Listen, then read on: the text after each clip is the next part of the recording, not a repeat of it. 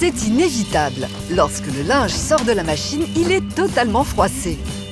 Regardez tous ces plis qu'il va falloir repasser. Mais pourquoi le tissu fait-il des plis au lavage? Pour le savoir, direction l'Institut Lumière Matière de Lyon. Cécile Cotin-Bisonne et Anne-Laure Biance sont deux chercheuses pour qui les plis n'ont aucun secret. Comprenons d'abord ce qu'est un tissu. Ici, on a découpé un bout de coton. Nous allons regarder avec un appareil photo équipé d'un zoom ce qu'il y a à l'intérieur. Ici, nous voyons de quoi est constitué ce tissu. Il est constitué de fils qui constituent ici un réseau. Vous voyez le réseau de fils. Si on zoome maintenant, on voit qu'il y a d'autres petits traits qui apparaissent. Ce sont ce qu'on appelle des fibres de cellulose. Pour résumer, de quoi est constitué un tissu? Il est constitué de fils, eux-mêmes constitués de fibres de cellulose. Lorsqu'un pli se forme, il se forme à toutes les échelles du tissu, des fils jusqu'aux fibres. Ce qui les crée, c'est d'abord l'action mécanique de la machine. Démonstration. Je vais le mettre dans une essoreuse qui va simuler la force centrifuge de la machine à laver, donc le tambour de la machine à laver.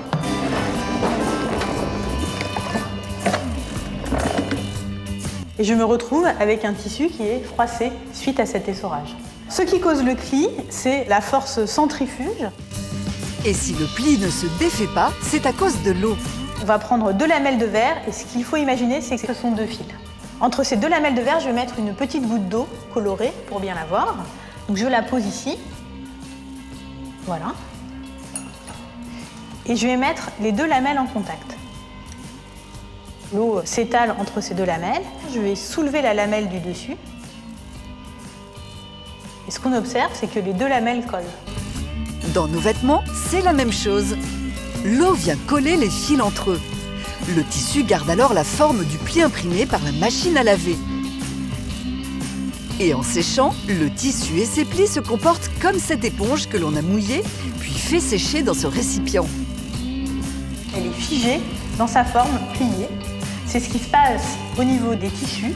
Quand ils sont pliés et qu'on les fait sécher, les plis persistent, ils gardent leur forme initiale. Pour supprimer ces plis, une seule solution, le repassage. Et le moins que l'on puisse dire, c'est que vous n'êtes pas fan. Je vous jure que jamais de ma vie j'ai repassé quelque chose. Je fais toujours des faux plis. Ça me prend très longtemps pour faire juste une seule chemise ou une robe, donc en fait, j'ai pas la patience. Aujourd'hui, pour repasser, nous avons le choix entre plusieurs types de fer et les défroisseurs pour les plus maladroits d'entre nous. Mais qu'est-ce qui permet d'effacer le plus efficacement les plis? Pour le savoir, nous avons organisé un concours de repassage avec 3 volontaires. Alors, c'est parti pour la battle de repassage. Alexandre, au petit fer de voyage. Agnès, au défroisseur, ici. Le défroisseur. Et Justin, le fer à vapeur. Alors, qui va décrocher le titre de champion du repassage? Ça fait longtemps que j'ai pas manipulé un tel objet, donc on va bien voir ce que ça donne. C'est la première fois que je repasse, et puis voilà. Parce que j'ai jamais utilisé ce genre d'objet. D'habitude, je repasse avec un fer normal. Je crois que je vais quand même gagner, en tout cas, je suis motivée. 3, 2, 1, partez, vous avez 3 minutes. C'est parti. Plein fer. J'ai l'impression d'avoir un fer qui marche trop bien, mais je ne sais pas du tout pour servir. Agnès, t'as l'air inquiète là? Mais moi, je vais te gagner, tu vas voir ça. Ouais, j'en doute. Il faut se concentrer quand même pour que ça fonctionne. C'est un peu dur, mais ça avance. Ça c'est pas un faux pli. Il y a des plis qui partent pas, hein. Attention. 3, Non, j'ai pas vu. 2, 1, fer en l'air. Fer en l'air. Alexandre, d'abord, je tiens à te féliciter, tu as été un champion. Je pense que c'est toi qui t'es le plus appliqué, c'est toi qui avais l'instrument le plus difficile. Repasser avec un fer comme ça, c'est quasiment impossible. Pourquoi? Eh bien, il n'y a pas de vapeur d'eau. Agnès, il y avait bien la vapeur d'eau qui était présente, mais il manquait la force mécanique, c'est-à-dire le poids du fer sur la chemise. Alors Justin, écoute, je pense que c'est toi qui as gagné ce défi-là. Pourquoi? Eh bien, tu avais le meilleur outil, à la fois la vapeur d'eau et une action mécanique que tu pouvais appliquer avec le poids du fer. Les bons ingrédients pour un bon repassage sont la vapeur d'eau, qui permet de coller les fils entre eux et aussi d'assouplir le tissu.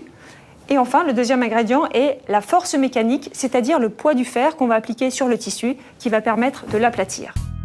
Être bien équipé, c'est un bon début. Mais cela ne suffit pas à faire de nous des as du repassage. Dans ce pressing parisien, Florence Adam, la responsable, va nous donner de précieux conseils. La première chose à faire avant de repasser, c'est bien sûr de regarder le petit pictogramme du fer, regarder s'il y a 1 ou 2 points. À partir du moment où il y a 1 point, attention, ne pas dépasser 110 degrés. Et en ce qui concerne le bon geste pour repasser, apparemment, nous avons tout faux. Ce que la plupart des gens ne savent pas, c'est que la vapeur sort par l'avant du fer et que l'arrière sèche. Donc avoir toujours un mouvement de droite vers la gauche, l'avant humidifie, l'arrière sèche. Ce qu'il ne faut pas faire, c'est des mouvements comme ceci, qui en fait envoient en permanence de la vapeur. Pour faciliter son repassage, Florence peut compter sur un allié, un aérosol à base d'amidon, ce qu'on appelle un apprêt. Quand on pulvérise ce produit, il vient se fixer sur les fibres du tissu et il va gainer la fibre et donc apporter une meilleure tenue. Le fer va glisser davantage. Vous pouvez trouver facilement ces sprays dans le commerce. Dernier conseil, attention avec les vêtements de couleur sombre. Typiquement, ce type de vêtements foncés à la maison, je vous conseille de les repasser à l'envers pour éviter le phénomène de lustrage et cet aspect patiné, brillant, qui donne un aspect vieilli et pas très joli aux vêtements. Voilà pour les conseils. Maintenant, il existe une solution plus radicale. Esquiver la corvée. À ce jeu-là, certains d'entre nous sont très doués. Je le délègue à mon copain, qui lui repasse. Je donne tout à ma mère. Que j'ai pas le temps. Donc du coup, je le donne en général pour tout ce qui est nécessaire au pressing. Ça fait une trentaine d'années que je ne repasse plus. Les vêtements se tiennent tout seuls et c'est très bien comme ça. Effectivement, il existe des vêtements dits infroissables. Tiennent-ils vraiment toutes leurs promesses? Pour le savoir, retour à l'Institut Lumière Matière de Lyon. Donc voilà, nous avons ici 2 chemises. Une chemise en coton classique. Alors, je vais essayer de la froisser. Et on observe effectivement qu'il y a présence de plis. Ici, une chemise vendue comme étant infroissable. Je vais essayer de la froisser. Et là, en revanche, on observe qu'il y a beaucoup moins de plis sur cette chemise. Le secret de cette chemise, c'est sa matière. Ici, nous avions du coton. Ici, nous avons des fibres synthétiques. Les fibres synthétiques, comme le polyester ou le polyamide, sont infroissables par nature car elles sont plus grosses. L'eau ne peut pas s'y infiltrer pour figer le pli. Conséquence, dans le cas de fibres synthétiques, nous avons moins le phénomène de collage entre 2 fils, comme nous avions tout à l'heure. Il suffit juste de suspendre ses vêtements sur un cintre et le tour est joué. Vous voilà incollable sur la science du repassage. Pour transformer un chiffon en chemise impeccable, il faut de la vapeur, le poids d'un fer et le bon geste. Et si vous êtes vraiment fâché avec les plis, les textiles infroissables peuvent sauver les apparences. Nous sommes à Paris. Dans cette famille, il y a 3 enfants. Foulque, l'aîné, Thibaut et Albin, le petit dernier. C'est beau ? Alors forcément, ici, le lave-vaisselle tourne à plein régime. Quand on a 3 enfants, pas de lave-vaisselle, c'est impossible. C'est clairement le nerf de la guerre.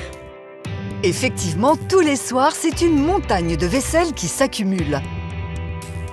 En bas, c'est long, mais les aciers. Utiliser le lave-vaisselle, un jeu d'enfant. Mais que se passe-t-il une fois la machine refermée? Ça secoue, ça secoue, ça secoue, ça secoue, et après ça nettoie tout. C'est presque ça. Pour tout savoir, rendons-nous au Blanc-Ménil, chez l'un des grands constructeurs de lave-vaisselle où nous attend Cédric Batou. Alors un lave-vaisselle pour fonctionner a besoin de 4 éléments. Donc de l'eau que l'on va retrouver au fond du lave-vaisselle. Cette eau va être chauffée par une résistance que l'on ne voit pas mais qui est en dessous de la cuve. Grâce à cette résistance, l'eau peut chauffer entre 45 et 70 degrés, beaucoup plus que lors du lavage à la main. L'eau est ensuite propulsée par une pompe dans ses bras qui tourne pour atteindre tous les recoins. Et bien sûr, pour laver, il faut aussi du détergent que l'on met soi-même ici dans la porte du lave-vaisselle. Et à votre avis, combien de litres d'eau faut-il pour faire tourner cette machine? 20 litres. Je vais prendre un risque, j'irai une 30aine de litres peut-être. Je dirais une bonne 60aine. 50 litres. Mais ça me paraît énorme en même temps. Non, je sais pas. Et non, la bonne réponse, c'est seulement 10 litres, l'équivalent de 7 bouteilles d'eau. Alors, comment est-ce possible ? L'eau qui est déjà présente dans le lave-vaisselle va tout simplement être recyclée, passée et repassée à travers le filtre qui est au fond de la cuve, pour y laisser donc toutes les salissures. Et cette eau présente dans le lave-vaisselle va passer environ 300 ou 400 fois. Voilà pour la partie mécanique de la machine. Mais il y a aussi l'action chimique. C'est là qu'intervient le détergent. Il en existe sous forme de poudre, de liquide ou encore de tablettes. Entre les trois, à vous de choisir. Ils sont équivalents et s'attaquent à toutes les saletés de nos ustensiles. Mais attention, ne vous lancez surtout pas dans des expériences hasardeuses. Un jour, à court de produits, je me suis dit, je vais prendre du produit à laver à la main. J'en ai mis juste 2 gouttes, 3 gouttes. J'ai lancé le lave-vaisselle et il y a eu de la mousse absolument partout et pendant à peu près 2 jours. Pourtant, en machine ou à la main, dans les deux cas, c'est du détergent. Pour comprendre la différence, direction l'université Paris-Saclay. Foulque, l'aîné des enfants, va faire une expérience avec Marie Corpart, doctorante en physique. Donc pour mimer ce qui se passe dans le lave-vaisselle, on va secouer ces deux solutions et voir la différence entre les deux. Ici, on a de la poudre qu'on met dans le lave-vaisselle, dans de l'eau. Et ici, on a du liquide pour faire la vaisselle à la main, dans de l'eau. Donc est-ce que tu veux bien secouer? Toutes tes forces, toutes tes forces, toutes tes forces, toutes tes forces, toutes tes forces. Vas-y, stop, hop. Est-ce que tu vois une différence entre les deux? Il y a un petit peu plus de mousse dans celui-ci. Un petit peu? Beaucoup. Il y a beaucoup plus de mousse. Et ça, c'est fait exprès parce que dans les produits pour le lave-vaisselle, on a ajouté des agents anti-moussants, donc qui vont détruire la mousse. Ça ne veut pas dire que ça lave moins bien. Le concept de mousse pour nettoyer, c'est plutôt un concept très marketing. On n'a pas besoin de mousse pour bien laver les choses. Le détergent pour machine est donc très efficace, sans mousser, grâce à des agents qui dégraissent en profondeur et qui décollent la nourriture séchée. Pourtant, il faut parfois repasser derrière le lave-vaisselle. Résidus persistants, traces blanches sur les verres, et si c'était parce que nous n'avions pas les bons gestes? Par exemple, pour le positionnement de la vaisselle dans la machine, y a-t-il une règle? Les couteaux à droite et les fourchettes à gauche. Et votre vaisselle sera parfaitement éclatante. Ce qui est difficile à laver, il vaut mieux que je le mette en partie supérieure. Qu'en dit notre spécialiste? Mettre ses couverts tête en haut ou tête en bas, il n'y a pas vraiment de préconisation requise dans le panier à couverts, puisqu'il y a un certain nombre de jets et de la pression, donc ce sera bien lavé quoi qu'il arrive. Par contre, on va mettre tout le temps nos plats les plus sales sur le panier inférieur, comme les assiettes ou les plats, bien entendu, parce qu'il y a plus de pression dans le bras du bas. Plus de pression, car le bras du bas est plus proche de la pompe. Autre question qui fait débat, faut-il rincer les assiettes avant de les mettre dans la machine? Dans un lave-vaisselle, il y a un détecteur de salissure qui analyse la saleté de l'eau, donc du coup de la vaisselle.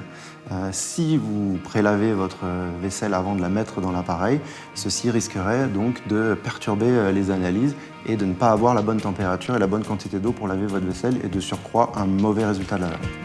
Avec les machines modernes, on débarrasse à sec la vaisselle de ses gros débris. Mais pas besoin de pré-rinçage. Et bien sûr, il faut régulièrement nettoyer le filtre d'évacuation. Voilà pour les bons gestes. Enfin, un lave-vaisselle, ça s'entretient. Lors du séchage, pour éviter à votre vaisselle de se ternir et vos verres de blanchir, il faut utiliser du liquide de rinçage. Marie Corpart nous explique pourquoi et comment il agit. Donc là, on va faire une expérience pour montrer comment fonctionne le liquide de rinçage dans le lave-vaisselle. Foulque forme 2 gouttes d'eau bien rondes. On va prendre du liquide de rinçage et on va le placer sur une des 2 gouttes qu'on a faites. Et là, regarde bien ce qui va se passer, d'accord? Hop, qu'est-ce qui s'est passé? Elle est plus grosse. Elle est plus grosse, t'as raison. En fait, elle s'est étalée et donc la surface de contact entre l'air et l'eau va augmenter. Donc l'évaporation va se faire plus vite. Donc on sèche plus rapidement la vaisselle. Et plus ça sèche vite, moins il y a de traces en tout genre, notamment de calcaire, celui contenu dans l'eau de nos villes. Pour lutter contre ce calcaire, nos lave-vaisselle ont aussi besoin de sel régénérant. Dans les lave-vaisselle, pour éviter les dépôts calcaires, on a ce qu'on appelle une résine qui va fonctionner comme un piège à calcaire. Ce piège, il va se remplir au fur et à mesure des lavages et donc, pour pouvoir le réutiliser, on met le sel régénérant. Pour nous simplifier la vie, nous sommes nombreux à utiliser les tablettes tout en un.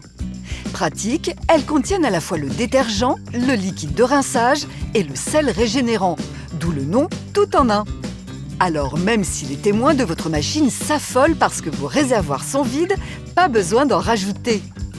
Mais à quoi correspondent les différentes couleurs?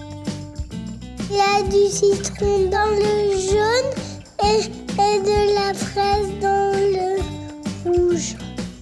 Malheureusement, ce n'est pas aussi appétissant. Il n'y a pas un code couleur prédéfini disant le rouge c'est le détergent, le bleu c'est le liquide de rinçage.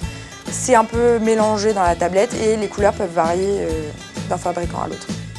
Ce n'est donc que du colorant.